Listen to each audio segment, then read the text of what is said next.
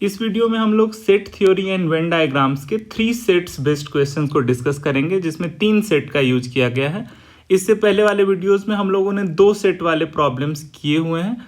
तो क्वेश्चन या तो 3 सेट्स का हो या फिर 2 सेट्स का हो, कोई भी प्रॉब्लम सेट थ्योरी का ऐसा वाला हो, उसमें स्टेप्स जो हैं वो सेम ही है। 3 स्टेप होता है। पहला स्टेप कि आप डायग्राम ड्रॉ करिए, वेन डायग्राम।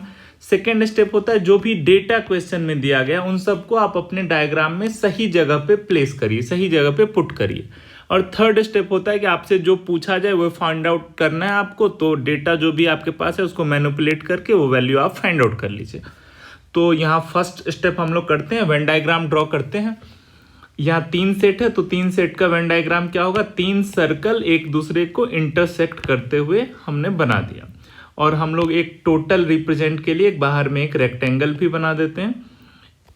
तो फर्स्ट स्टेप जो है हमारा वो ये हो गया, ये हमारा वेन डायग्राम है। अब 3 सेट्स यहाँ कौन कौन सा है, बास्केटबॉल, हॉकी एंड थर्ड है फुटबॉल। तो ये हमारा 3 सेट हो गया। बाहर वाले को हम लोग टोटल बोल देते हैं। तो फर्स्ट स्टेप हमारा कंप्लीट हो गया। अब सेकेंड स्टेप है, आपको जो भी डेटा दिया गया है क्वेश्चन में उसको सही जगह पे पुट करिए। तो क्वेश्चन में दिया गया है, in a group of athletic teams in a school 21 are in the basketball team.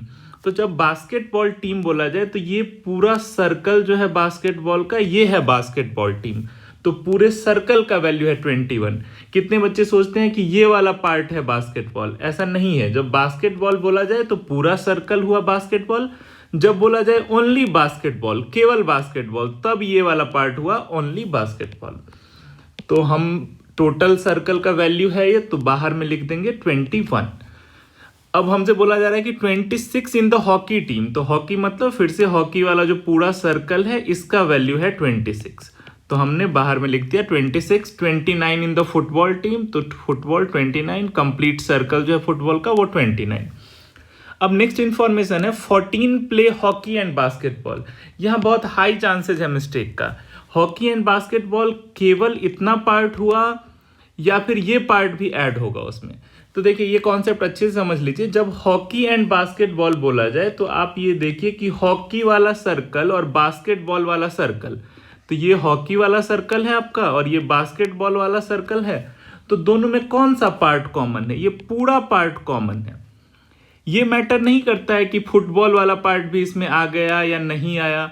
आपसे बोला जा रहा है हॉकी एंड बास्केटबॉल, तो आप देखिए हॉकी और बास्केटबॉल में कौन सा पार्ट कॉमन है। डजंट मैटर कि फुटबॉल भी उसमें आ जा रहा है या नहीं आ रहा है, उसका कोई मतलब नहीं है। तो 14 play hockey and basketball means ऐसे हम लिख देंगे, ये पूरे पार्ट का वैल्यू है इसलिए। अगर वहीं ये रहता है कि 14 play only hockey and basketball, केवल हॉकी और बास्केटबॉल, तब ये पूरा पार्ट नहीं होता। तब हम लोग बोलते हैं कि सिर्फ ये वाला पार्ट है ओनली हॉकी एंड बास्केटबॉल, क्योंकि ओनली हॉकी एंड बास्केटबॉल का मतलब कि तब फुटबॉल नहीं आना चाहिए।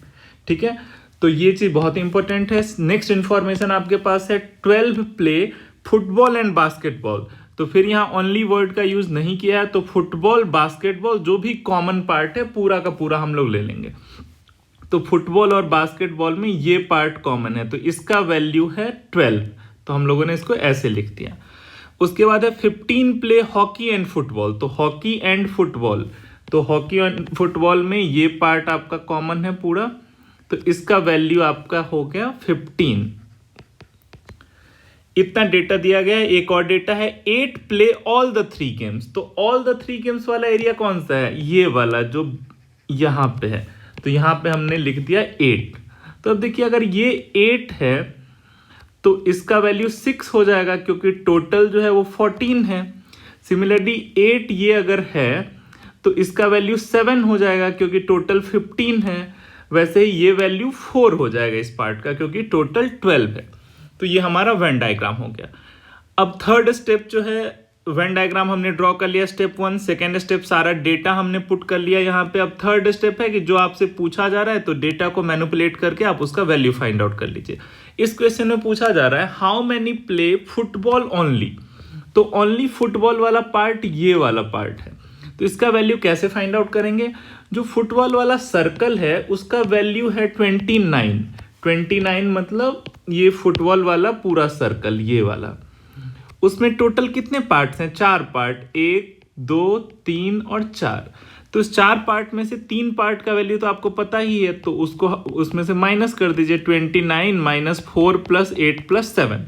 पूरा सर्कल का वैल्यू 29, उसमें 3 पार्ट का वैल्यू 487 है। अगर उसको रिमूव कर दें तो ये 4th पार्ट जो है उसका वैल्यू फाइंड आउट हो जाएगा, जो कि 10 आ जाएगा। तो इस क्वेश्चन का आंसर आपका 10 हो गया।